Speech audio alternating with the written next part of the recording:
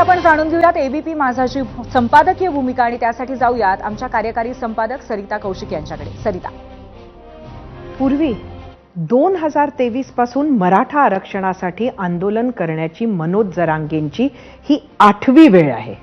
त्यातही लोकसभा निवडणुकीच्या आधी 5 तर निकालानंतर 3 वेळा त्यांनी आंदोलन केली.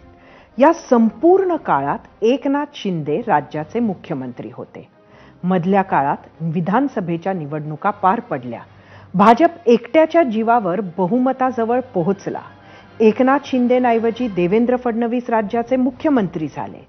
जुलै 2024 नंतर म्हणजे जवळपास 12-13 महिन्यांनंतर जरांगेंनी पुन्हा आंदोलन सुरू केलंय आणि मुंबईच्या वेशीवर ते पोहोचले आहेत. सरकार संवादासाठी तयार आहे असं मंत्री म्हणत तर आहेत, पण हा संवाद होताना मात्र दिसत नाहीये.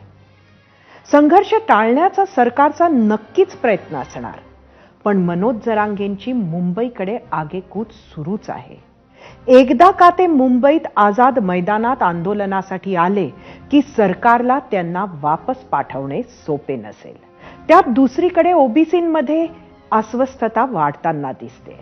शासन दोघांच्याही हिताचा विचार करेल अशी ग्वाही मुख्यमंत्री फडणवीसांनी दिली असली तरी सरकारच्या मनातील हित, ओबीसींच्या मनातील हित आणि जरांगेंच्या मनातील हित हे वेगवेगळं आहे. पडद्यामागे सरकारचे प्रयत्न सुरू असतीलही, पण हे प्रयत्न गावागावात राहणाऱ्या मराठा आणि ओबीसी समाजापर्यंत पोचतायत का याबद्दल शंका आहे. त्यामुळे हे वादळ जर थांबायचे असेल तर विन विन तोडगा शोधणं फडणवीस आणि जरांगे दोघांसाठीही गरजेचं असेल. धन्यवाद सरिता. आज 0 आवर मध्ये इतकंच आणि आता